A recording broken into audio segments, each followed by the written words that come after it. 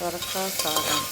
குக்கரில் ஆயில் விட்டு சோம்பு, பட்டை, கிராம்பு, ஏலக்காய், இஞ்சி பூண்டு பேஸ்ட்டு, வெங்காயம், தக்காளி, பச்சை மிளகாய் எல்லாம் போட்டு வதக்கினதுக்கப்புறம் மஞ்சத்தூள், மிளகாத்தூள் போட்டு நல்லா வதக்கி சொரக்காவை போடணும். சொரக்காவை போட்டு நல்லா வதக்கவும்.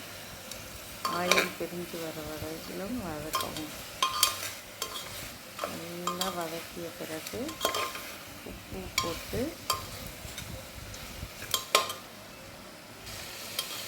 நல்லா வதக்கவும். பிறகு தண்ணி தேவையான அளவு ஊற்றவும். தண்ணி ஊற்றி தண்ணி கொதித்ததுக்கப்புறம் அரிசியை போடவும். அரிசி போட்ட பிறகு கொதிக்க வச்சு விசில் விட்டு எடுக்கினா சொரக்காய் சாதம் ரெடி.